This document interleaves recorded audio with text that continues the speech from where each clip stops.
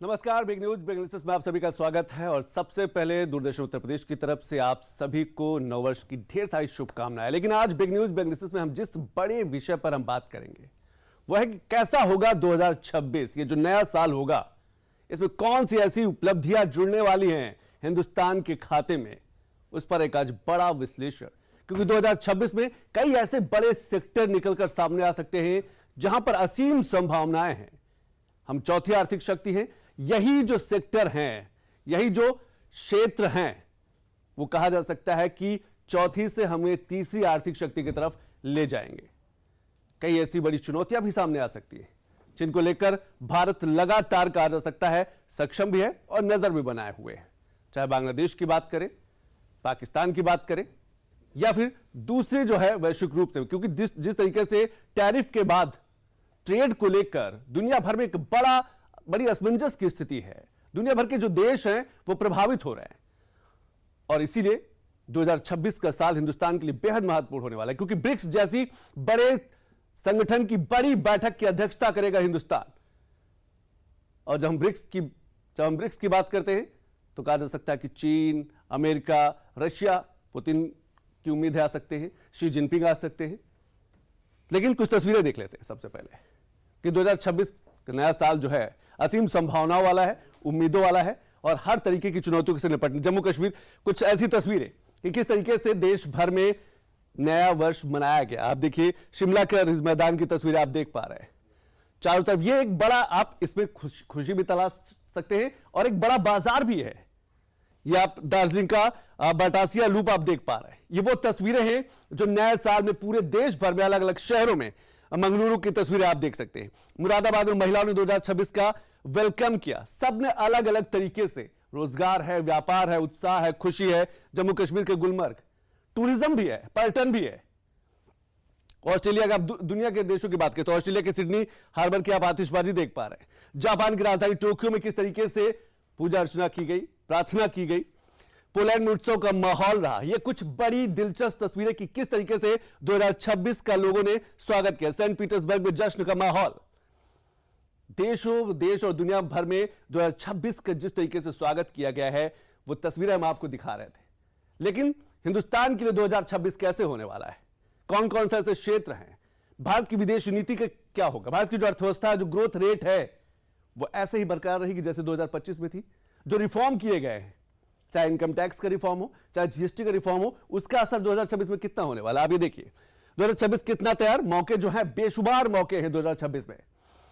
AI और data science, यानी तकनीक और डिजिटल के क्षेत्र की अगर हम बात करें तो एआई और डेटा साइंस में रोजगार है, व्यापार है और युवाओं के लिए बड़े मौके, क्योंकि सबसे अधिक युवाओं वाला देश हिंदुस्तान है, सबसे अधिक युवाओं वाला प्रदेश जो है वो भारत है। डिजिटल स्वास्थ्य की बात करें, हेल्थ में डिजिटलाइजेशन की बात करें, क्लाउड टेक्नोलॉजी पर असीम संभावनाएं हैं। इसमें यूथ जुड़कर काम करेगा 2026 में, बड़े मौके। एआई का सेमिनार भी होना है, वो भी हम आपको बताएंगे। डिजिटल कंटेंट को लेकर वेव्स जैसे प्रसार भारती ने शुरू किया था 2025 में, उसको लेकर 2026 में और तेजी से आगे बढ़ा जाएगा। मैन्युफैक्चरिंग, ये दूसरा सेक्टर आप देखिए, लक्ष्य है 2026 का मैन्युफैक्चरिंग में, विनिर्माण में, कि $1 ट्रिलियन विनिर्माण की अर्थव्यवस्था बनाना है हिंदुस्तान को, और ये 2026 में करना है। अब इसमें इलेक्ट्रॉनिक्स है, सेमीकंडक्टर है, रक्षा उत्पादन और निर्यात है। रक्षा उत्पादन लगातार बढ़ता जा रहा है। सेमीकंडक्टर का हब भारत बनेगा। और खासतौर से उत्तर प्रदेश की बात करें, नोएडा जैसे शहरों की बात करें, दूसरे राज्यों की बात करें, इलेक्ट्रॉनिक्स के क्षेत्र में, तो ये दो बड़े क्षेत्र। इसके बाद इंफ्रास्ट्रक्चर आया, देखिए रेलवे, वंदे भारत ट्रेन, अमृत भारत, जो भी रेलवे ब्रिज, लगातार रेलवे का नेटवर्क जो है वो बढ़ता जा रहा है। 2026 में कई बड़े लक्ष्य भी तय किए गए हैं, कई बड़ी सुविधाओं के साथ, कि आम लोगों का जो जीवन है, आम लोगों की जो यात्रा है वो सुगम हो, आसान हो, सरल हो। सड़क और पुल परियोजना इंफ्रास्ट्रक्चर में एक बड़ी भूमिका निभाती है। लगातार हाईवेज का जो जिस तरीके से, एक्सप्रेसवेज का जो जाल बिछ रहा है देश भर में। दूसरा बड़ा क्षेत्र सेवा क्षेत्र और गिग इकोनॉमी। गिग इकोनॉमी जो है बड़ा बदलाव लाएगी। जो गिग वर्कर्स हैं, जो डिलीवरी बॉय हैं, जो ऑनलाइन सामान मंगाते हैं, जो सामान आपके घर तक पहुंचता है, उस पे जो कहा जा सकता है जो काम कर रहा होता है, डिलीवरी और कॉन्ट्रैक्ट वर्कर्स की मांग लगातार बढ़ेगी और 2026 में उम्मीद लगाई जा रही है कि लगभग 20 लाख गिग वर्कर्स की नौकरी यानी कि जॉब, रोजगार जो है वो मिलने वाला। तो ये कुछ 4-5 बड़े ऐसे क्षेत्र, चाहे इंफ्रास्ट्रक्चर की बात करें, सेवा और गिग इकोनॉमी की बात करें, डिजिटल और तकनीक की बात करें, या फिर स्पेस इंडस्ट्री, सेमीकंडक्टर की बात करें, मैन्युफैक्चरिंग की बात करें। ये 2026 में ऐसे सेक्टर है, ऐसे क्षेत्र हैं जहां पर असीम संभावनाएं हैं, रोजगार है, व्यापार है, और भारत को चौथे से तीसरी आर्थिक शक्ति बनाने के लिए ये सारे सेक्टर पूरी तरीके से तैयार। और इसीलिए सरकार की जो नजर है इन बड़े सेक्टरों में है, और पूरा देश के अलग अलग जो राज्य हैं वो इसका लाभ उठाएंगे। एक रिपोर्ट देख लेते हैं, उसके बाद हमारे साथ 3 खास बड़े मेहमान बड़ा विश्लेषण करेंगे। ये भी बात करेंगे कि 2026 की जो भारत की विदेश नीति है वो अब क्या कुछ होने वाली है, क्योंकि बांग्लादेश की भी समस्या है, पाकिस्तान में भी ऑपरेशन सिंदूर लगातार जारी ही है। दुनिया में जिस तरीके से ट्रंप के टैरिफ का असर है, ट्रंप का जो अभी 2026 में क्या कुछ रुख होने वाला है, वो बहुत कुछ निर्भर करता है। सबसे पहले एक रिपोर्ट देखते हैं। 2026 में भारत एशिया प्रशांत क्षेत्र की सबसे बड़ी अर्थव्यवस्थाओं में से सबसे आगे रहेगा। भारत की आर्थिक ग्रोथ की रफ्तार लगातार ऐसे ही बनी रहेगी। भारत ने जिस तरह से 2025 में रिफॉर्म किए हैं, उसका असर साफ तौर पर भारत की अर्थव्यवस्था और भारत की मैन्युफैक्चरिंग को मजबूत करता नजर आ रहा है। मास्टर कार्ड इकोनॉमिक्स इंस्टीट्यूट द्वारा जारी वार्षिक आर्थिक दृष्टिकोण के मुताबिक, एक रिपोर्ट के मुताबिक, ये तेज विकास देश के अंदर मजबूत घरेलू मांग के कारण होगा। यानी कि 2026 का जो बाजार है मजबूत अर्थव्यवस्था को एक बड़ा आकार देने वाला है, जिसमें मजबूत घरेलू मांग बढ़ेगी, आसान ब्याज दरें होंगी, इनकम टैक्स और जीएसटी जो सुधार हुआ है उसका असर साफ तौर पर 2026 पर पड़ने वाला है। रिपोर्ट में साफ कहा गया है कि भारत की युवा आबादी, भारत की डिजिटल टेक्नोलॉजी का तेजी से इस्तेमाल और नई तकनीकों का विकास भारत को दुनिया की सबसे तेजी से बढ़ती अर्थव्यवस्थाओं में लेकर जाएगा। इससे छोटे शहरों, टियर 2 और टियर 3 और आईटी केंद्रों में रोजगार और विकास बढ़ेगा।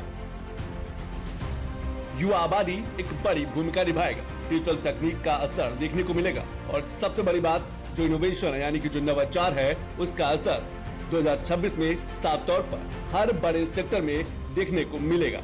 पर्यटन को लेकर रिपोर्ट में साफ कहा गया है कि भारत पर्यटन के क्षेत्र में तेजी से मजबूती हासिल करेगा। गोवा, ऋषिकेश, अमृतसर और उत्तर प्रदेश जैसे स्थानों पर घूमने वाले पर्यटकों से स्थानीय लोगों और छोटे व्यापारियों का फायदा हो रहा है, क्योंकि भारत तेजी के साथ आर्टिफिशियल इंटेलिजेंस अपना रहा है। व्यापार में बदलाव और नई चुनौतियों के बावजूद एशिया प्रशांत क्षेत्र वैश्विक व्यापार में मजबूत बना हुआ है। भारत दक्षिण एशियाई राष्ट्र संघ यानी आसियान देश और चीन सप्लाई में अहम भूमिका भी निभा रहा है। यानी कि 2026 का जो साल होगा वह अर्थव्यवस्था, सामरिक शक्ति और रोजगार के लिहाज से बेहद अहम होने वाला है।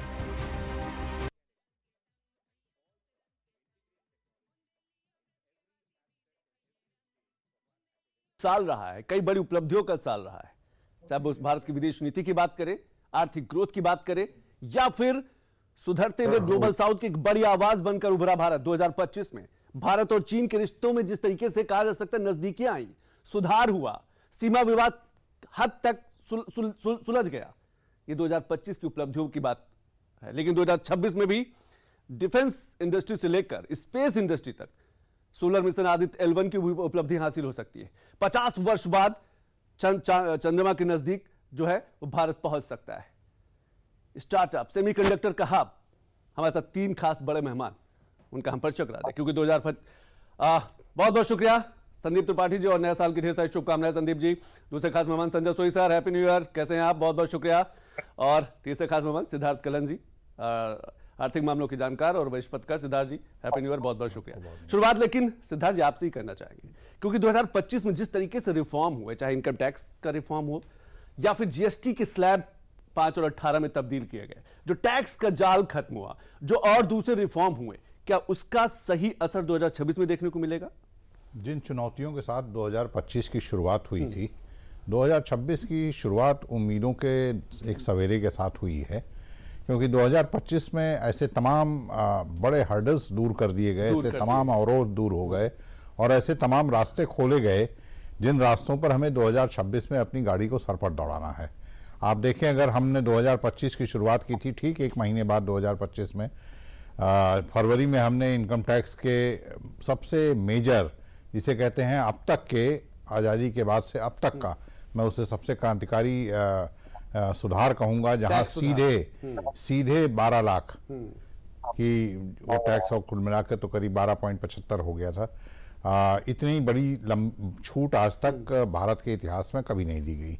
इसके बाद आप आइए, सीधे आते हैं हम जीएसटी पे। जीएसटी में जिस कदर छूट दी गई और साल के खत्म होने से ठीक 1 महीने पहले हमारे पास ग्रोथ रेट को लेकर एक बड़ी शुभ सूचना प्राप्त हुई। तो हम जब 2026 में प्रवेश कर गए हैं तो आप देखें कि हमारे लिए आज 2026 में अनुमान 7 से 8% के करीब अनुमान लगाया गया है कि हमारी ग्रोथ होगी। तो विकास दर 8%। हमने 2025 में, अगर आप याद करें, लगातार हम दूरदर्शन पर बिग न्यूज बिग एनालिसिस में डिबेट करते रहे हैं। जितने भी फ्री ट्रेड एग्रीमेंट हुए हैं करीब सब पर हम यहाँ पर डिबेट करते रहे हैं, और आप देखें कि उनमें से ज़्यादातर फ्री ट्रेड एग्रीमेंट पर इम्प्लीमेंटेशन इस साल अप्रैल से शुरू हो जाएगा। नए फ्री ट्रेड एग्रीमेंट जो पाइपलाइन में हैं उन पर इस बार हस्ताक्षर हो जाएंगे। निर्माण की ग्रोथ रेट के बारे में अभी बात की आज के बुलेटिन की शुरुआत में आपने। निर्माण में हम पहली बार 12 तिमाही के बाद सबसे अच्छी ग्रोथ पर पहुंच चुके हैं। 2025 का अंत आते आते 2026 में हमारी गाड़ी इस पर तीसरे चौथे गियर में निकलने वाली है। तो ये हमारे इकोनॉमी को लेकर और हमारी आगे की जो संभावनाएं हैं उन पर लेकर, सेमीकंडक्टर पर, इलेक्ट्रॉनिक्स पर और तमाम चीजों पर हम आगे बात करेंगे। अमेरिका के साथ बहुप्रतीक्षित जो व्यापार समझौता है, उम्मीद की जाती है कि 2026 में उस व्यापार समझौते पर हस्ताक्षर हो जाएंगे। यानी कि जो टैरिफ का संकट है वो टैरिफ के संकट को हम दूर होते देख सकेंगे।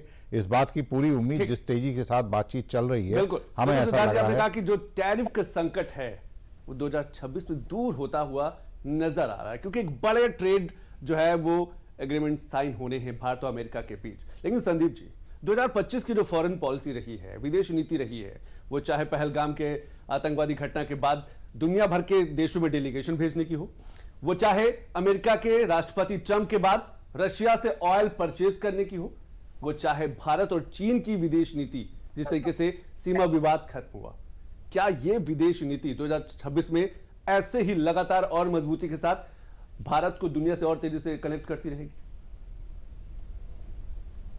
सबसे पहले नए वर्ष की शुभकामनाएं जी आपको और हमारे को पैनलिस्ट संजय सर को और को पैनलिस्ट साहब को, सारे ऑडियंस को। देखिए, मुझे लगता है कि फॉरेन पॉलिसी में कुछ रातें ऐसी होती है अनप्रेसिडेंटेड होती है, कुछ चीजें ऐसी होती है जो कंटिन्यूएशन से हट करके बहुत ही कह सकते हैं ड्रामेटिक शिफ्ट होता है, और कुछ चीजें ऐसी होती है जो हम कंटिन्यूएशन में चलते हैं। तो मुझे लगता है कि 2025 के यदि हम थोड़ा सा डिकोड करें तो ये पूरा साल बहुत ही टर्मोइल रहा है, और यूं ही रहा है कि जो यूएस के साथ हमारे एक स्मूथ फंक्शनिंग था बायलैटरल रिलेशंस का 2005 के बाद से कंटिन्यू, वो सडन चेंज हुआ है। तो वो एक बहुत ज्यादा एक कह सकते हैं कि एक सेटबैक था दोनों कंट्री के लिए, क्योंकि वहां की आम जनमानस वो भी नहीं चाहती थी कि डिरेल हो।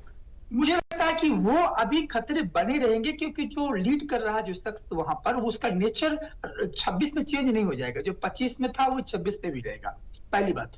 दूसरी बात यह है कि चाइना के साथ नो डाउट की गैलवन क्लास के बाद से हमने देखा कि 25 में काफी एक स्टेबल रिलेशन हुए हैं दोनों के साथ। मुझे लगता है कि ये आगे ही बढ़ेगी, यहाँ तक 25 की बात, 26 की बात। अब ओवरऑल देखा जाए कि हमारा जो नेबरहुड है, नेबरहुड बहुत ही फ्रेजाइल है।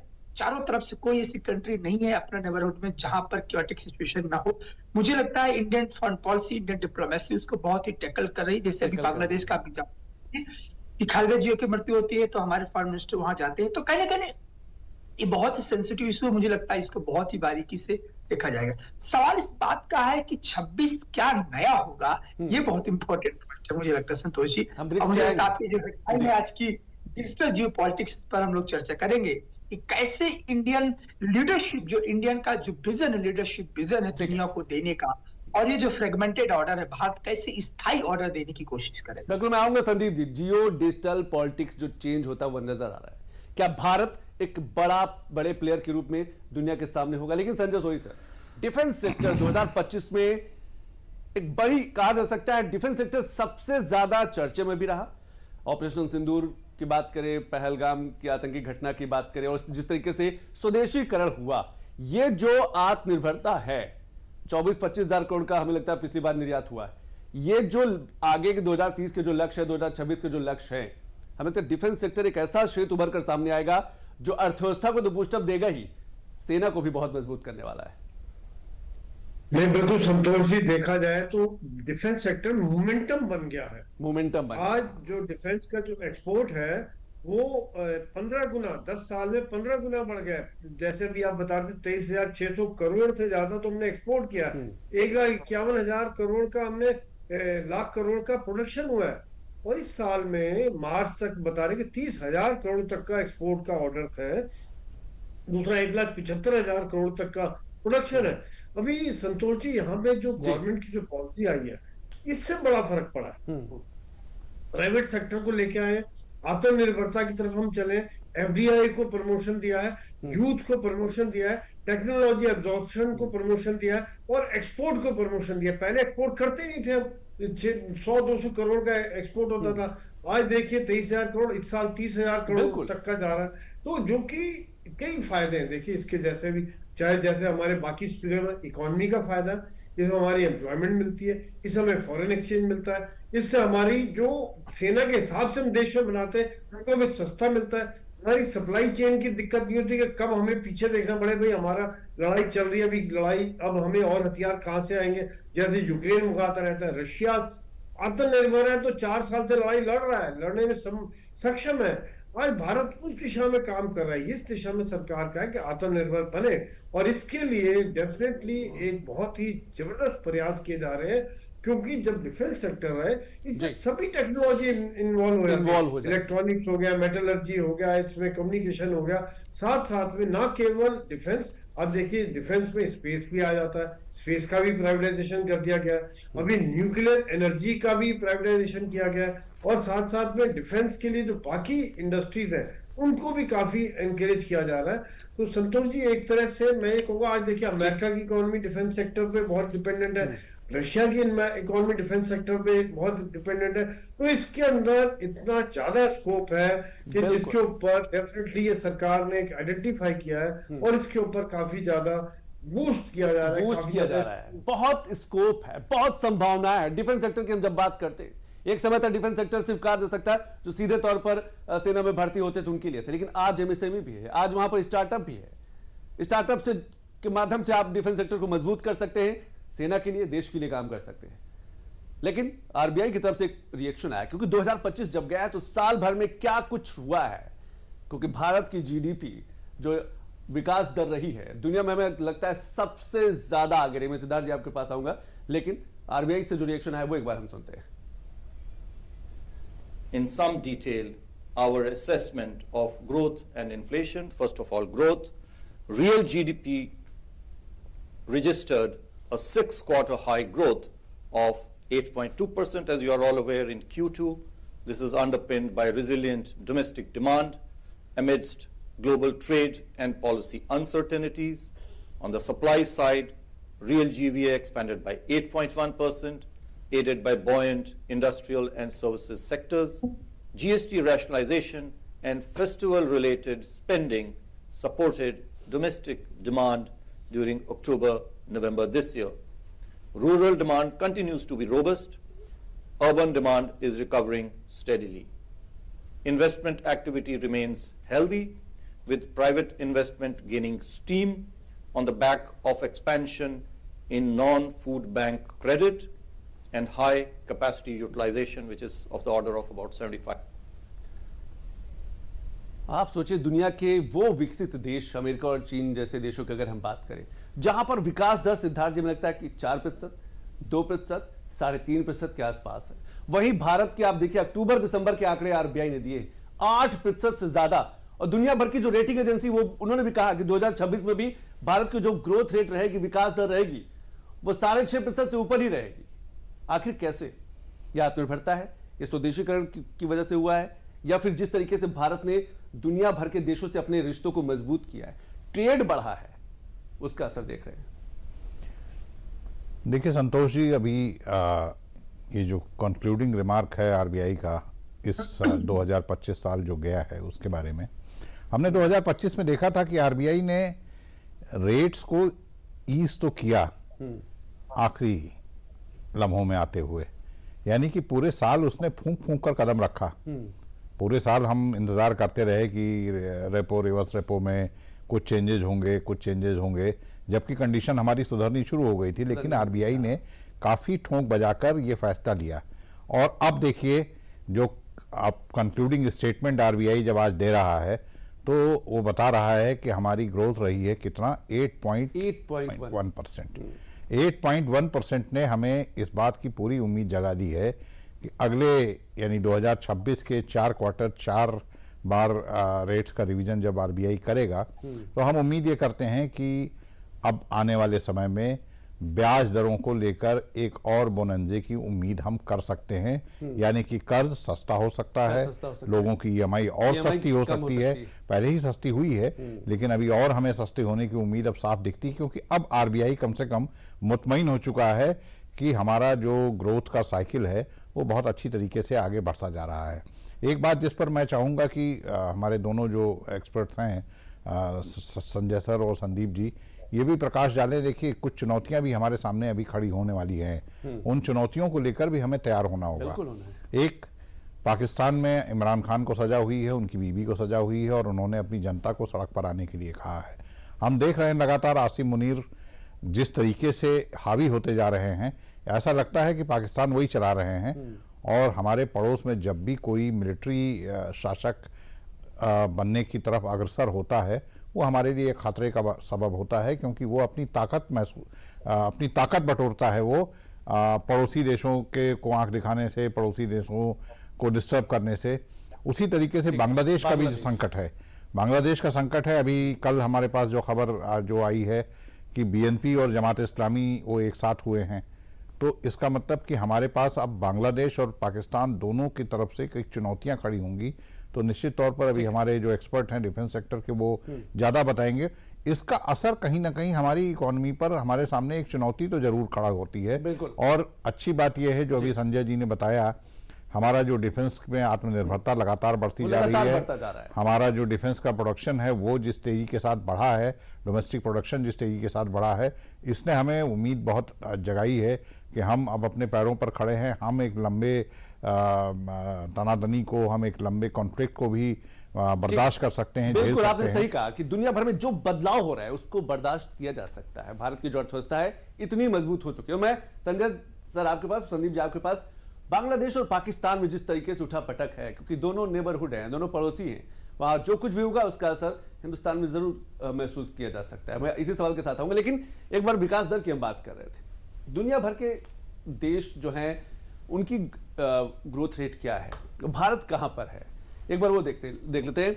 जो फाइनेंशियल ईयर है 2026 में जीडीपी ग्रोथ रेट का एक अनुमान है। आईएमएफ का क्या अनुमान है, वर्ल्ड बैंक का क्या अनुमान है, आरबीआई का हमने अभी देखा, डेलाइट का क्या अनुमान है, फिच का क्या अनुमान है। ये अंतरराष्ट्रीय रेटिंग एजेंसी आप कह सकते हैं, अंतरराष्ट्रीय संस्थाएं कह सकते हैं, जो दुनिया भर के देशों की अर्थव्यवस्था पर नजर रखती है कि कौन सा देश अर्थव्यवस्था के लिहाज से कहां ग्रोथ कर रहा है और कितनी तेजी से आगे बढ़ रहा है। सबसे पहले अंतरराष्ट्रीय मुद्रा कोष की बात कर लेते हैं, इंटरनेशनल मनी फंड की बात, आईएमएफ की बात करते हैं। वो कहता है, अंतरराष्ट्रीय मुद्रा कोष ये कह रहा है कि 2026 में भारत की जो विकास दर होगी, जो ग्रोथ रेट होगा, वो लगभग 7.4% के आसपास रहने वाला है। ये आईएमएफ का कहना है कि जिस तरीके से भारत आत्मनिर्भर बन रहा है, एमएसएमई, स्टार्टअप, अलग अलग सेक्टर में जिस तरीके से संभावनाएं तलाश रहा है, उन सब को मिलाया जाए तो भारत की अर्थव्यवस्था जीडीपी जो होगी, ग्रोथ रेट जो होगी, वो आईएमएफ के साथ 2026 में 7.4% रहेगी। वर्ल्ड बैंक कहता है कि भारत की जो ग्रोथ रेट है वो 6.5% के आसपास। आरबीआई कहता है कि 2026 में भारत जो है 6.8% के आसपास है। ये जो आप आंकड़े देख रहे हैं ना, चीन की बात करें, जापान की बात करें, अमेरिका की बात करें, 4%, 3%, 3.5%, 2% विकास दर है। और इन्हीं संस्थाओं ने रेटिंग की, इन्हीं संस्थाओं ने कहा कि 2026 में 4%, 5%, 3.5% के आसपास रहेंगी दुनिया भर के दूसरे देश। लेकिन भारत की अर्थव्यवस्था को लेकर जिस तरीके से रेटिंग एजेंसियां कहा जा सकता है, उनका अनुमान है, उनको उम्मीद है कि भारत सबसे ज्यादा तेजी से ग्रोथ करने वाला जो है वो स्टेट बनेगा, देश बनेगा। डेलाइट कहता है कि 6.7% से 6.9% के बीच जो है भारत की विकास दर रह सकती है। और शायद इसीलिए हर छोटे बड़े सेक्टर में संभावनाएं तलाशी जा रही है। अब गिग वर्कर का हमने अभी एक आंकड़ा दिखाया कि 2026 में 20 लाख गिग वर्कर्स की मांग है, जो डिलीवरी बॉय हैं, जो सामान देते हैं। 20 लाख रोजगार उत्पन्न हो सकता है। इतना बड़ा मार्केट बनता जा रहा है, ऑनलाइन जो मार्केट है। फिच कहता है, फिच जो रेटिंग एजेंसी, वो कि 7.4%। सिद्धार्थ, छोटा सा रिएक्शन आपसे ले लेते हैं, उसके बाद मैं संजय जी के आसपास करूंगा। हमें लगता है कि ये 1, 2, 3, 4, 5 रेटिंग एजेंसियां हैं, आरबीआई है, ये पांचों जो हैं दुनिया भर के देशों की रेटिंग करती है। देखिए, मैं फिर कह रहा हूं, पांचों का यही कहना है कि सब 6%, 7% के आसपास है। मैं फिर कह रहा हूं, देखिए आरबीआई एक बार फिर मुझे इस मामले में फूंक कर कदम रखता हुआ दिख रहा है। पिछली बार का जब हमने अनुमान देखा था, पिछली बार के अनुमान से हमने ओवर परफॉर्म किया। 8.1% का मतलब है हमने ओवर परफॉर्म किया पिछली बार के मुकाबले। तो इस बार भी जो आंकड़े हैं, जो अनुमान है ये, और मुझे लगता है कि ये अनुमान कहीं इससे कहीं ज़्यादा हमारी ज़्यादा ग्रोथ आने जा रही है, क्योंकि हमारे पास 25 में जब हम शुरू कर रहे थे तो हम बहुत सारी चुनौतियों के मुहाने पर खड़े थे, और 26 आते आते आज आप देखें कि हमने हर सेक्टर में ओवर परफॉर्म किया, हर सेक्टर में। आप अभी अमेरिकी टैरिफ की बात कर रहे थे, इतना एक तूफान था। हालांकि आपने अमेरिका के जिक्र का भी, ट्रम्प का बयान, हमने 3 चर्चाएं, उन्होंने कहा कि सबसे ज्यादा निवेश जो है वो अमेरिका में हुआ, और उसका असर उन्होंने कहा कि टैरिफ की वजह से। हमने तीन विश्लेषण हमारे यही बिग न्यूज बिग एनालिसिस पे हुए थे, और ऐसा लग रहा था, सबको लग रहा था कि ये जो अमेरिकी टैरिफ है उसका कुछ ना कुछ असर आएगा। लेकिन जब हम आरबीआई का कंक्लूजन देख रहे हैं 2025 के बारे में, तो हमें ऐसा लगता है कि हमने तो ओवर परफॉर्म किया है, यानी कि हमारा उस टैरिफ का असर जो है बहुत ही मिनिमल दिखाई पड़ रहा है। इसलिए मुझे लगता है कि ये जो आंकड़े आपने अभी प्रस्तुत किए हैं, हम इन आंकड़ों को भी इस बार 2026 में और परफॉर्म और बदलते हुए देख सकते हैं, और परफॉर्म करते हुए देख सकते हैं। संजय जी, जैसे कि सिद्धार्थ जी ने पाकिस्तान का जिक्र किया कि पाकिस्तान में जिस तरीके से इमरान खान को लेकर खबर आ रही है, जिस तरीके से वहां राजनीतिक उठापटक है, जिस तरीके से आसिम मुनीर जो है वो सेना पर हावी हो रहे हैं, अपनी ताकत बढ़ाते जा रहे हैं, ये एक बड़ी चिंता, बड़ी चुनौती। नहीं, देखो संतोष जी, ऐसा है कि आसिम मुनीर जरूरी फील्ड मार्शल नहीं बोलते, फील्ड मार्शल बोलता हूं मैं। और पहले तो अपने आप हार के बाद जब मार खाई उन्होंने, तो अपने आप को फील्ड मार्शल बना लिया, फिर अपनी ताकतें बढ़ा रही कि उनके ऊपर मुकदमा न चल सके। पर साथ साथ में कितना खौफ है उनके दिल में। आप देखिए कि वो बुलेट प्रूफ जैकेट पहन के अपने कोर कमांडर की मीटिंग में बैठते हैं, अपने घर के अंदर भी कहते हैं बुलेट प्रूफ जैकेट पहन, यानी कि उनके अंदर इतना डर बैठा हुआ है और वो कंट्रोल नहीं कर पा रहे। इस समय पाकिस्तान की जो हालात है, हमें इसमें कोई चिंता की बात नहीं। भारत जो है इस समय में जो हमारी फिलॉसफी चल रही है बिल्कुल सही चल रही है। हमने उनको ऐसी चोट पहुंचाई है जिससे अभी तक उबर नहीं पा रहे। साथ साथ में चाहे वो खैबर पख्तूनख्वा का इलाका हो, बलूचिस्तान का इलाका हो, पीओके का इलाका हो, सिंध का इलाका हो, वो कहीं भी कंट्रोल करने में तो पूरी तरह से असफल है। दूसरी बात, सेना में भी असंतोष है। संतोष जी देखिए, वहां पे क्या है कि ये तो बन गए फील्ड मार्शल और जिंदगी भर के लिए बन गए, तो जो लोग सोच रहे हैं उन्हें प्रमोशन मिलेगी, मैं अगला बंदा बनूंगा, चीफ बनूंगा, उनके तो नंबर कट गया। वहां पर भी एक असंतोष फैला, उनको उनसे भी डर बैठा हुआ है कि आज जो है कि सेना के अंदर ही ना हो जाए। सेना के अंदर असंतोष है, लोगों के अंदर असंतोष है।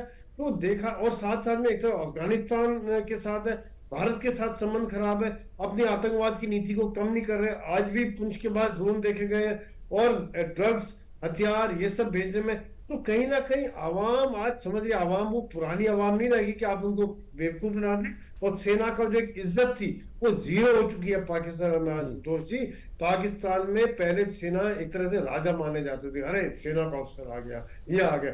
आज कोर कमांडर के घर में दंगा कर दे, आज सेना के लिए कहते कि ये एस्टेब्लिशमेंट है, ये ना होते तो आज हम कहाँ पहुंच जाते। इन्होंने अपने पैसा बाहर में भेज रहे हैं, ये लोग अपने बच्चों को बाहर पढ़ा रहे हैं, ये लोग बिजनेस कर रहे हैं, तो देश का क्या होगा? देश ये सब बातें समझते। आसिम मुनीर से हमें घबराने की जरूरत नहीं, वो आज खुद खौफ में है, खुद डर बैठा हुआ है वहां पर। इसीलिए इस तरह के रोज बयान आते कि कोई हमारे ऊपर किया तो मैं सबक सिखा दूंगा। संतोष जी, बिल्कुल आपने सही कहा कि आसिम मुनीर जो है खुद डरे हुए हैं, उन्हें खुद ही नहीं समझ में आ रहा है कि उन्हें आखिर करना क्या है। लेकिन संदीप त्रिपाठी जी, एक और बगल का देश है बांग्लादेश, 12 फरवरी से पहले 12 फरवरी तक आम चुनाव भी होने हैं। लेकिन जिस तरीके से बांग्लादेश और भारत के बीच पिछले कुछ वर्षों से कहा जा सकता है कि 2024 के बाद, 5 अगस्त 2024 के बाद से रिश्तों में थोड़ी सी दूरी आई, कड़वाहट आई, हिंदुओं को टारगेट किया गया, मंदिरों को टारगेट किया गया, ये भी एक बड़ी चुनौती है, हो सकती है, एक बड़ी समस्या हो सकती है जो भारत निपट रहा है और निपटेगा भी।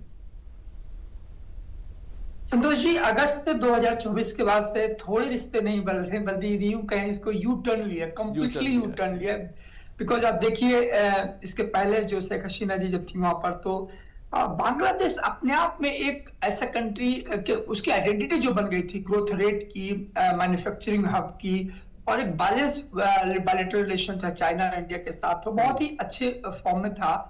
बट ये बात जो है पाकिस्तान को और चाइना खुद और इनके से भी क्या, उस समय बाइडेन एडमिनिस्ट्रेशन था, तो इन सबको अच्छा नहीं लग रहा था कि एक भारत का एक ऐसा पड़ोसी देश जो लॉन्गेस्ट बॉर्डर शेयर करता है फले फूले, क्योंकि यदि बांग्लादेश अच्छा से कर रहा था तो उसका इम्पैक्ट सीधे हमारे नॉर्थ ईस्ट पे पड़ रहा था, और हम वहां पर थोड़ा सा कहीं ना कहीं चैन से भी। लेकिन जो मैंने बताया कि हमेशा ताशीर जमात के भी आपने बात की थी कि जमात इस्लामी और बीएनपी ने हाथ मिलाया, तो जमात इस्लामी का जो उद्भव है, जो ओरिजिन है, जो उनकी तासीर है, वो देखिए कि किस तरह से कैसे चाइना, और स्पेशली मैं चाइना की बात तो कम करूं क्योंकि ज्यादा यदि फोकस किया जाए तो पूरी तरह से पाकिस्तान और Pakistan is backed by China, तो एक कोरिलेशन है तीनों में। अब वो बहुत खुश है कि ठीक है, यही बांग्लादेश हम देखना चाहते थे जो 1971 में बना था, तो कहीं ना कहीं उनका प्रतिशोध जो था वो देख पा रहे हैं, उनको खुशी होगी। लेकिन मुझे लगता है कि बांग्लादेश के जो बांग्लादेशी हैं, जो वहां का जो सिविल सोसाइटी, जो वहां के नागरिक है, वो बहुत दुखी है, क्योंकि उनका जो तासीर है, उनकी जो डीएनए वो पाकिस्तानी नहीं है, ये हमें समझना पड़ेगा। और यही कारण है कि पूरे इस दौर में जब रिलेशन बॉटम लेवल पर गए तो भारत ने ऐसी कोई प्रतिक्रिया नहीं दी, कोई रिएक्शन नहीं दिया, क्योंकि वो रिएक्शन देने का मतलब कि बांग्लादेशी जो पीपुल है वो कहीं ना कहीं उनका सेंटिमेंट हर्ट होगा। अभी भी ये जमात इस्लामी ये पूरे बांग्लादेश को रिप्रेजेंट नहीं करता है, ठीक है। और ये जो वहां के जो केयर टेकर साहब है, जो इकोनॉमिस्ट है, तो वो भी कह रहे से कहीं पहले बाइडेन के एडमिनिस्ट्रेशन के पुतली थे, अब वो जाके पाकिस्तान के। तो एक छोटा सा चंक है जो बांग्लादेश को मुझे तो डाइवर्ट किया हुआ है। आने वाले टाइम में देखते हैं, क्योंकि अभी भी बहुत ही एक्सटेंसिव इंगेजिंग इंटर डिप्लोमेसी काम कर रही है बांग्लादेश के साथ आज। बिल्कुल आपने सही कहा, आने वाला समय बहुत कुछ तय करो। भारत इसीलिए पूरी तरीके से तैयार है, विदेशी नीति को लेकर, ताकत को लेकर, सामरिक शक्ति को लेकर, लगातार, क्योंकि ऑपरेशन सिंदूर अभी भी जारी है, चल रहा है। आतंकवाद के साथ जिस तरीके से 2025 में भारत ने अपना न्यू नॉर्मल लाइन क्लियर कर दी कि आतंकवाद से कोई समझौता नहीं होगा, चाहे पाकिस्तान की बात हो या गाजा फिलिस्तीन की बात हो, आतंकवाद भारत जो है वो नहीं सहेगा। लेकिन एक बार फिर अर्थव्यवस्था की बात कर लेते हैं, क्योंकि 2026 का जो है एक बड़ा रोड मैप 2026 से 2047 का तैयार होगा। आखिर जो इतना विकास दर बढ़ रही है, 2025 का साल जो रहा है, 2025 वो साल रहा है जब हम जापान को पीछे छोड़ के चौथी बड़ी आर्थिक शक्ति बने। अब 2026 में देखना है कि चौथी से हम तीसरी की तरफ आगे बढ़े, और यही छोटे बड़े सेक्टर है, इनकी बड़ी भूमिका। लेकिन क्यों 2026 में जो अवसर हैं वो क्यों और कैसे हैं? सिंगल विंडो सिस्टम, ट्रांसपेरेंसी है, लॉ एंड ऑर्डर की बात करें, इन्वेस्टमेंट की बात करें, कुछ जैसे बढ़ती युवा आबादी की बात करें, बढ़ती युवा आबादी, मजबूत घरेलू खपत, डिजिटल तरीके से लैस और मांग। डिजिटल वाले सवाल पे संदीप जो मैं आपके पास आऊंगा वो जियो डिजिटल पॉलिटिक्स वाला सवाल रहेगा, मैं आपके पास आऊंगा। लेकिन सरकारी जो सुधार हुए हैं उनका असर जो है वो 2026 में देखने को मिलेगा। सरकारी सुधार क्या, वो चाहे जीएसटी रिफॉर्म हो, इनकम टैक्स का रिफॉर्म हो, मेक इन इंडिया को जिस तरीके से बढ़ावा दिया गया है, पीएलआई स्कीम जो लॉन्च की गई है, बड़ी बड़ी कंपनियों को का जो फायदा दिया गया है, ईज ऑफ डूइंग बिजनेस की जो बात की गई है, व्यवसाय करना बिल्कुल आसान, वो चाहे बड़ा बिजनेसमैन हो या छोटा उद्योग कहा जा सकता है, छोटा व्यवसाय हो, एमएसएमई, स्टार्टअप। दूसरा जो वैश्विक मांग बढ़ी है, आपूर्ति चेन में विविधीकरण हुआ है। आपूर्ति चेन का मतलब कि कई तरीके की कहा जा सकता है कि विविधीकरण उसमें देखी गई है। भारत में विनिर्माण और निर्यात के अवसर अब और अधिक बढ़ेंगे। तो ये आप तीन चीजें देख सकते हैं, बढ़ती युवा आबादी, सरकारी सुधार, वैश्विक मांग और डिजिटल तरीके से लैस और मांग। सिद्धार्थ जी, जब हम डिजिटल की बात करते हैं, तकनीक की बात करते हैं, एआई, क्वांटम एआई के भी हम एक बड़ा आंकड़ा दिखाएंगे। 2026 में ही एआई का एक बड़ा सेमिनार होने वाला है। दुनिया भर के एआई से जुड़े जो लोग हैं, दुनिया भर के देशों के जो राष्ट्राध्यक्ष है, वो पहुंचेंगे एआई में। सिद्धार्थ जी, देखिए, कम से कम कंप्यूटर जब आया था उसके मुकाबले हिंदुस्तान ने अपने आप को एआई में जो प्रिपेयर्डनेस है वो हमारी बड़ी अच्छी रही है, बहुत तेजी से बढ़ा है। और हम एक तरीके से 2025 में एक अच्छी बात और भी हुई है, हमने 2025 में आपने जब चर्चा की शुरुआत की है तो आपने सेमीकंडक्टर का जिक्र किया था और एआई का जिक्र किया था। इन दोनों क्षेत्रों में हम अब लीडिंग रोल में आने जा रहे हैं और लगातार हम जिस तरीके से एक अभियान के तौर पर हमने लिया है कि हम कैसे इस एआई ड्रिवन इकोनॉमी में अपने आप को लीडिंग रोल में ले जा सकेंगे, उसकी तरफ हिंदुस्तान ने तैयारी कर ली है। आपने जिस सेमिनार का जिक्र किया वो सेमिनार केवल विमर्श का केंद्र नहीं होगा, वो सेमिनार हमारे यहाँ नए दरवाजे खोलेगा कि कैसे हमारी इंडस्ट्री ज़्यादा से ज़्यादा एआई ड्रिवन होगी, कैसे हम एआई को अपनी इंडस्ट्री की सबसे बड़ी ताकत बना सकेंगे। दूसरा है सेमीकंडक्टर, जो सबसे ज़्यादा बड़ी ज़रूरत है इलेक्ट्रॉनिक्स वर्ल्ड की, कंप्यूटर की दुनिया की, ईवी की, इन सब की। सेमीकंडक्टर को लेके भारत ने जिस तेज़ी के साथ अपने आप को तैयार किया है और जहां हम बैठे हैं उत्तर प्रदेश ने भी, और बहुत सारे राज्य हैं जो सेमीकंडक्टर को लेके बहुत प्रोएक्टिव रोल अपना रहे हैं, काम कर रहे हैं, लेकिन उत्तर प्रदेश भी उसमें अब कहीं पीछे नहीं है, जो कि तकनीकी के तौर पर अभी तक इसको पिछड़े राज्यों में शुमार किया जाता था, लेकिन हम बल्कि आज देश के अग्रणी राज्यों में खड़े हो गए हैं। हमारे पास सेमीकंडक्टर पार्क है, हमारे पास सेमीकंडक्टर पॉलिसी है, हमारे यहाँ सेमीकंडक्टर इंडस्ट्रीज को जिस तरीके के सोप्स, रिबेट, इंसेंटिव्स वगैरह दिए जा रहे हैं, उससे ज़्यादा से ज़्यादा कंपनीज हमारे पास आ रही हैं। और कम से कम ये दो सेक्टर ऐसे हैं, एआई और सेमीकंडक्टर, जहाँ पर हम आज हमारा मुकाबला चीन से सीधे तौर पर हो रहा है और हम कई मामलों में, लागत के मामलों में, मैन पावर के मामलों में, बहुत सारी चीज़ों के मामलों में हम चीन को पीछे कर सकते हैं। 2026 मुझे लगता है कि अगर इंडस्ट्री के तौर पर देखें, एक बड़ी अच्छी बात यह है जिसका जिक्र भी आपने किया था और अभी जो आपने चार्ट दिखाया उस चार्ट में भी जिक्र था, विनिर्माण यानी कि मैन्युफैक्चरिंग में हमारे पास अच्छी खबर है और एआई और सेमीकंडक्टर को लेकर हम बहुत तेजी के साथ आगे बढ़ रहे हैं। तो ये दोनों तीनों चीजें ऐसी हैं जो हमारी इकोनॉमी को बिल्कुल एक नया शेप देने जा रही हैं, बहुत तेजी के साथ हमें दुनिया में टॉप कंट्रीज में स्थापित करने जा रही हैं। ठीक है सिद्धार्थ जी, मैन्युफैक्चरिंग को लेकर, मैन्युफैक्चरिंग का आपने जिक्र किया, पीएम मोदी ने क्या कुछ कहा मैन्युफैक्चरिंग को लेकर, क्योंकि आप सेमीकंडक्टर की लगातार हम बात कर रहे हैं, एआई की बात करें, चिप की जो बात की जाए, चिप को लेकर भी देश, हिंदुस्तान जो है बहुत तेजी से आगे बढ़ा है और उसमें उत्तर प्रदेश की भी बड़ी भूमिका होने वाली। पीएम मोदी ने क्या कुछ कहा, सुनते हैं एक बार। जब Vande Bharat semi high speed ट्रेनें पटरियां पर दौड़ती है, जब बुलेट ट्रेन का काम रफ्तार पकड़ता है, जब चौड़े हाईवे और एक्सप्रेसवे नए शहरों को जोड़ते हैं, जब पहाड़ों को चीरकर लंबी टनल्स बनती है, जब लंबे और ऊंचे सी बीच समंदर के दो किनारों को जोड़ते हैं, तब भारत की गति भी दिखाई देती है और भारत की प्रगति भी दिखाई देती है।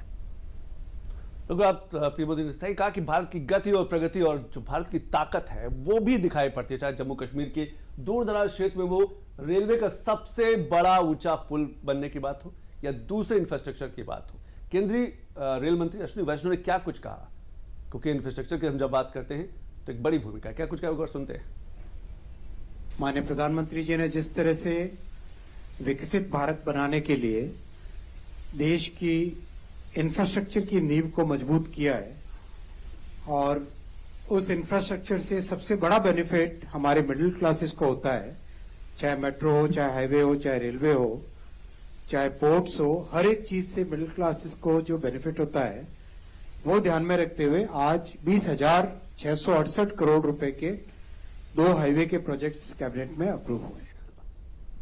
2026 की बड़ी रूपरेखा तैयार हो रही है। लेकिन संदीप त्रिपाठी जी, जब हम डिजिटल तकनीक की बात करते हैं, चाहे वो एआई हो, चाहे कहा जा सकता है यूपीआई पेमेंट के मामले में हिंदुस्तान दुनिया में लीड करता हो, या फिर डिजिटल जियो पॉलिटिक्स में भारत का एक बड़े प्लेयर के रूप में उभर कर सामने आ रहा है।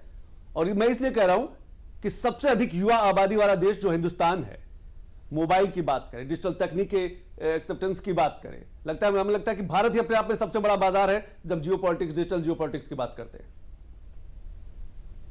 देखिए, एक समय था कि जब हम टेक्नोलॉजी की बात करते थे तो सामने यूरोसेंट्रिक ऑर्डर हुआ करता था आज वो समय है जहां पर प्रधानमंत्री जी जब बाहर जाते हैं तो यूपीआई को ले जाते हैं। वो ये बताते हैं कि जनवरी 2025 में 73 बिलियन रुपए जो है INR ट्रांजेक्शन हुआ है। वो ये बताते हैं कि जो यहाँ का DPI मॉडल है दुनिया का सबसे बेहतरीन मॉडल है, और मॉडल नहीं है बल्कि फंक्शनल, राइट। भारत आज डिजिटल जियोपॉलिटिक्स में भी बात करते हैं तो इंडिया ने 2021 में इंडिया सेमीकंडक्टर मिशन की स्थापना किया और बोला कि इसमें 76,000 करोड़ रुपए उसमें रखा गया कि जो स्टार्टअप हो जो सेमीकंडक्टर चिप्स डिजाइन करेंगे। तो कह सकते हैं कि आज की दुनिया में लैंड, बाउंड्री, आर्मी, इसके साथ साथ आज जो नेशनल का पावर के जो कंपोनेंट्स हो गए वो नेटवर्क हो गए, सैटेलाइट हो गया है, राइट। जियो पॉलिटिकल एक्टर चेंज हो गए हैं because of this digital penetration. और वो जो एक्टर जो बदलने लगे तो इसने सॉवरेनिटी, सिक्योरिटी, गवर्नेंस को रिपरिभाषित किया, रिडिफाइन किया है। मुझे लगता है उस कॉन्टेक्स्ट में भारत बहुत आगे है, क्योंकि जब हम बात AI की करते हैं तो आप समझिए संतोष जी कि ये हिंदुस्तान था 2025 में फरवरी में को चेयर किया था फ्रांस के साथ जब AI एक्शन समिट हुई थी। एक साल बाद इस देश ने अध्यक्षता के लिए होस्ट करने के लिए जिम्मेदारी ली और आने वाले अगले मंथ में हम क्या करने जा रहे हैं, होस्ट करने जाए AI इम्पैक्ट समिट। एक्शन से इम्पैक्ट, पहले एक्शन समिट हुई, अब भारत इम्पैक्ट समिट को होस्ट करेगा। मुझे लगता है ऐसी जगह जब होस्ट करते हैं तो सिर्फ वो इवेंट को होस्ट नहीं होता है, वो दुनिया की नजर उस जगह पर होते हैं जहां ने अपने आप में एक्सटेनेबल पाथ किया है डिजिटल जियोपॉलिटिक्स को। बिल्कुल आपने सही कहा। हमने कहा, हमें लगता है आपने अच्छा दिलाया कि फरवरी में ही है, फरवरी में ही AI इम्पैक्ट सर्विस जो है वो आयोजित करने जा रहा है। दूसरा चरण है। इससे पहले हमें लगता है कि पिछले साल फ्रांस ने किया था शायद, और अब भारत कर रहा है, जहां पर AI से जुड़े दुनिया भर के जो दिग्गज हैं वो पधारेंगे। और सिर्फ AI से जुड़े नहीं, दुनिया भर के देशों के राष्ट्राध्यक्ष भी पधारेंगे AI को लेकर। लेकिन कुछ और आंकड़े देख लेते तो उसके बाद संजय सर मैं आपके पास आ रहा हूं, क्योंकि लगातार हम जब 2026 की बात करें, 2026 जो है बहुत संभावनाओं वाला ये साल है, बहुत उपलब्धियों वाला साल साबित होने वाला है, वो स्पेस इंडस्ट्री से लेकर डिफेंस सेक्टर तक। अब देखिए 2026 में भारत कूटनीतिक चुनौतियां और ताकत क्या है। चुनौतियां भी हैं, उन चुनौतियों से निपटने के लिए भारत पूरी तरीके से तैयार है। चुनौतियां देखिए क्या क्या है। भारत अमेरिका की अगर बात करें तो नरमी या उथल पुथल, नरमी या उथल पुथल का मतलब यह कि ट्रंप का रवैया क्या रहता है टैरिफ को लेकर, वो ट्रेड डील को लेकर जो सिद्धार्थ जी बता रहे थे कि भारत और अमेरिका के बीच में सिग्नेचर्ड होना है। दूसरा, भारत के यूरोपीय संघ पर बड़ा फोकस। ये जो तस्वीर आप देख पा रहे हैं ना, EU की जो कहा जा सकता है प्रमुख हैं, वो उम्मीद ऐसी संभावना है कि 2026 के जनवरी में जो 26 जनवरी होगी उसकी मुख्य अतिथि हो सकती है, ऐसी संभावना है। पाकिस्तान के साथ तनाव लगातार चल ही रहा है, उसकी तैयारी भारत पूरी तरीके से सक्षम है, तैयार है आतंकवाद के हर तरीके के मुंहतोड़ जवाब देने के लिए। बांग्लादेश में चुनाव और हालात, बांग्लादेश में जिस तरीके से संजय जी ने कहा, संदीप त्रिपाठी जी ने कहा कि स्थिति सामान्य नहीं है, हमारे पड़ोसी देश हैं, वहां का असर यहां जरूर दिखाई पड़ेगा, जरूर होगा, लेकिन भारत उस असर को, उस टकराव को जरूर रोकेगा। ब्रिक्स की अध्यक्षता करेगा भारत 2026 में। ब्रिक्स की बड़ी बैठक देश की राजधानी दिल्ली में होगी। अब देखना यह है संदीप जी कि G20 की तरह ब्रिक्स की बैठक क्या देश भर के अलग अलग शहरों में होगी या फिर दिल्ली में होगी, क्योंकि जिस तरीके से G20 को पूरे देश भर में पहुंचाया गया। और ब्रिक्स की हम जब बात करते हैं तो रशिया के राष्ट्रपति पुतिन भी आ सकते हैं, चीन के राष्ट्रपति शी जिनपिंग भी आ सकते हैं, और बाकी जो देश के राष्ट्राध्यक्ष वो भी आ सकते हैं। द AI इम्पैक्ट समिट जिसका संदीप त्रिपाठी जी जिक्र कर रहे थे, अमेरिकी अध्यक्षता, जो G20 समिट की अध्यक्षता जो है वो अमेरिका करेगा। जो पिछला G20 की अध्यक्षता जो साउथ अफ्रीका में हुई थी उसमें अमेरिका शामिल नहीं हुआ था, अमेरिका ने मना कर दिया था, लेकिन अगला जो है वो अमेरिका करेगा। क्या उसका कहा जा सकता है कि क्या कुछ निकल के आता है, ये दुनिया भर की नजर रहेगी। और एक आखिरी, अफ्रीका के साथ भारत की भागीदारी। संजय सोई सर, हमें लगता है कि जब हम बात भारत की करते हो पाकिस्तान के साथ जो तनाव की करते हैं, खासतौर से एक कुछ और आंकड़े आ गए, ट्रंप के असहज कदमों से निपटना, इनको अगर हम और आगे डिटेल में करें तो नए अमेरिकी राजदूत सार्जियो गोर की जो भूमिका है वो बेहद अहम हो सकती है। जब एक्सप्लेन कर रहे हैं, भारत के यूरोपीय संघ पर फोकस इसलिए है कि यूरोपीय संघ से संबंधों को भारत अब मजबूत करेगा 2026 में और तेजी के साथ। 26 जनवरी को EU प्रमुख उर्सुला वॉन डेर लेयन संभावित अतिथि हो सकती हैं 2026 में भारत कूटनीतिक, ये कुछ बड़े फोकस। लेकिन संजय जी किस तरीके से देख पा रहे हैं क्योंकि चुनौतियां भी हैं, वो चाहे अमेरिका की बात करें, क्योंकि ट्रंप का बयान कभी भी कुछ भी बदल सकता है। देखिए संतोष जी, इस समय में भारत जो है एक non aligned multi aligned policy हमने लगाई है, हम सब देशों के साथ जुड़े हुए हैं। ये बहुत एक पॉलिसी में बदलाव आया है। आज अमेरिका के साथ कट्टी नहीं है, अमेरिका के साथ भी हमारी बातचीत चल रही है, डील्स हो रही है, हथियारों की भी डील्स हो रही है। तो अमेरिका के साथ संबंध है एक, उनके साथ हमारा, लेकिन हमने कुछ चीजों में प्रिंसिपल रखा हुआ है। हमारे किसानों का और डेयरी क्षेत्र का हित का हम कॉम्प्रोमाइज नहीं कर रहे हैं। दूसरी बात, दूसरा सेक्टर का चाइना का हमारा व्यापार बढ़ रहा है, लेकिन हमने सीमा के ऊपर अपना कहीं भी कॉम्प्रोमाइज नहीं कर रहे हैं। तो हम अपना नेशनल हित रख रहे हैं। रशिया के साथ हमारे संबंध अच्छे हैं, रशिया का हमारा स्ट्रेटेजिक पार्टनर है, उनके साथ हमारा डिफेंस और तेल हर तरह के हम जो आज भी डील हो रही है, किसी भी प्रेशर में हम नहीं आ रहे हैं, क्योंकि एक ट्रस्टेड पार्टनर है, उनके साथ जुड़े हुए। ईयू के साथ, जैसे अभी ये बता रहे हैं, ईयू के साथ फ्री ट्रेड एग्रीमेंट्स हो रहे हैं, हमारे एक के बाद एक देशों के साथ फ्री ट्रेड एग्रीमेंट हो रहे हैं, जिसका एक बहुत बड़ा असर पड़ रहा है हमारे व्यापार के। हमारे ऑल्टरनेटिव खुल रहे हैं, खाली हम कुछ देशों में डिपेंडेंट नहीं है, आज अलग अलग देशों के साथ डिपेंडेंट है। साथ में जो हमारा मिडिल ईस्ट के साथ संबंध है, यानी कि भारत आज देखिए संतोष जी के अलग अलग क्षेत्रों के साथ, सबके साथ एक जबरदस्त रिलेशनशिप में बढ़ोतरी हो रही है, ग्रोथ हो रहा है, दोस्ती बढ़ रही है और हमारा व्यापार बढ़ रहा है। संजय जी, भारत की जो विदेश नीति में दुनिया भर के देशों का जो गुलदस्ता सजा है, यही गुलदस्ता भारत की ताकत है। नहीं, बिल्कुल संतोष जी, इसमें कोई शक नहीं है, और यही कारण है कि, और दूसरी बात, आज भारत जिस प्रकार से इकोनॉमी ग्रो हो रही है, आज एक भारत की इज्जत है। आज हमारी जो पॉलिसी है किसी भी पक्ष के आतंक के खिलाफ और झगड़े के खिलाफ है। हम लोग चाहते हैं कि शांति का पक्ष है, और चाहे जब भी किसी को मुश्किल आई है, चाहे हमारे संबंध अच्छे नहीं भी रहे, तभी भी हमने मदद की है। ये बात आज दुनिया समझ रही है, भारत की फिलॉसफी को दुनिया यही कारण का इज्जत से देख रही है। बिल्कुल, भारत अपने आप में एक बड़ा बाजार है, उसके भारत का जो विश्वास है, भरोसा है, वो दुनिया भर के जो देश है वो भारत पर करते हैं। लेकिन संदीप जी, ब्रिक्स की बड़ी बैठक होने वाली है 2026 में, अध्यक्ष बन भी गया 1 जनवरी जैसे ही लगी, आज ही की तारीख है 1 जनवरी। किस तरीके से देख पा रहे हैं, जब रशिया के राष्ट्रपति व्लादिमीर पुतिन यहाँ हो सकते हैं, जब चीन के राष्ट्रपति शी जिनपिंग हो सकते हैं, जब साउथ अफ्रीका के हो सकती, बाकी 11 देशों के जो राष्ट्राध्यक्ष हो सकते हैं, ब्रिक्स की बड़ी बैठक G20 की तरह, क्या देश जिस तरीके से अलग अलग शहरों में हुआ है, उससे भी हमें लगता है भारत की एक बार फिर तस्वीर उभर कर सामने आने वाली है? संतोष जी, ये एक बहुत ही इंटरेस्टिंग पॉइंट है। आप देखिए 2023-22 से देखिए आप कि आदरणीय प्रधानमंत्री जी ने क्या किया कि जियोपॉलिटिकल इवेंट्स को उत्सव धार्मिक रूप में बना दिया। भारत में जब G20 हो रहा था तो एक तरह से सेलिब्रेशन के मूड में, यूपी में भी हो रहा था, नॉर्थ ईस्ट में भी हो रहा था, दक्षिण भारत में भी हो रहा था। उसका रीजन ये था कि ऐसा कोई शहर नहीं बचा, मोस्टली बहुत बड़े 200 शहरों को टारगेट किया गया। मुझे लगता है कि जो ब्रिक्स आने वाला, जो भारत इंडिया होस्ट करने जा रहा है, तो एक तो भारतीय जनमानस में एक समझ बढ़ेगी कि देखिए आखिर ब्रिक्स है क्या, और इस ब्रिक्स से भारत को क्या जो जियोपॉलिटिकल सिग्निफिकेंस देखा जाए, जो लैंडस्केप देखा जाए ग्लोबल ऑर्डर का, तो वहां पर भारत की एक्सेस क्या होगी। मुझे लगता है ऐसी होस्टिंग करना, ऐसी यजमानी करना भारत को न सिर्फ एक्स देता, बल्कि भारत की जो नैरेटिव है, सबसे बड़ी आप देखिए कि आप एक बहुत इंपॉर्टेंट पॉइंट मैं यहाँ रखना चाहूंगा कि जनरली पहले ज्यादातर इवेंट यूरोसेंट्रिक ऑर्डर में हुआ करते थे, जिनेवा में हुआ करते थे, आप बड़े से बड़े, आप ज्यादा जो ग्लोबल सेंट्रिक ऑर्डर होते थे वही होते थे। वो बाउंड्री टूटी है, वो बाउंड्री टूटी है जी। जब आप होस्टिंग करते हो तो आप अपना नैरेटिव देते हो, अपना सॉफ्ट पावर का मैसेजिंग करते हो, मुझे लगता है। और ब्रिक्स के अंदर जो, और अभी बता दे थीम उसकी क्या है, अभी से थीम डिसाइड हो गई है कि उसकी थीम हो गई ह्यूमन सेंट्रिक अप्रोच हो गया, यानी कि जो G20 में था हमारा, वही हमने अभी किया।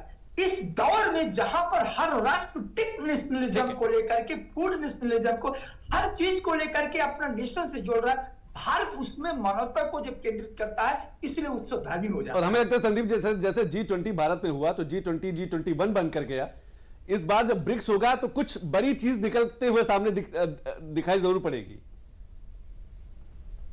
संदीप जी जी, ऑफ कोर्स मुझे लगता है कि एक ब्रॉडर कंसेंसस बनेगा, और भारत से देखिए, जो ब्रिक्स को हमेशा एक काउंटर नैरेटिव में देखा जाता था G7 के या यूरोसेंट्रिक के खिलाफ, कि जिस और ट्रंप बहुत हताश नजर आते हैं। मुझे लगता है भारत ऐसा कुछ नहीं करेगा। डीडॉलराइजेशन को हम देखिए, हम हमेशा मानते हैं कि ब्रिक्स करेंसी से वैसे भी ट्रंप काफी डरे रहते हैं, अमेरिका से काफी रिएक्शन आते रहते हैं जब ब्रिक्स करेंसी की बात होती है।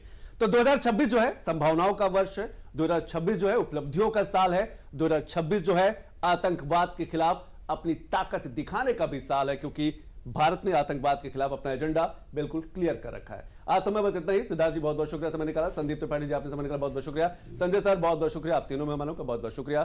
तो बिग न्यूज में हमने बात की कि 2026 अलग अलग सेक्टर के लिहाज से, विदेश नीति के लिहाज से, अर्थव्यवस्था के लिहाज से कैसे होने वाला है। लेकिन दुनिया भर में कुछ और बड़ी खबरें, हेडलाइंस पर नजर डाल लेते हैं। चीन द्वारा द्वीप के आसपास किए गए सैन्य अभ्यास के बाद ताइवान हाई अलर्ट पर है। ताइवान रक्षा मंत्रालय ने बताया कि लगभग 125 चीनी सैन्य विमानों ने मध्य रेखा को पार कर ताइवान के हवाई रक्षा क्षेत्र में प्रवेश किया। यूक्रेन में फ्रंट लाइन पर लड़ रहे सैनिकों को संबोधित करते हुए पुतिन ने उन्हें हीरो बताया और कहा कि रूस को विश्वास है कि वह युद्ध में जीतेगा।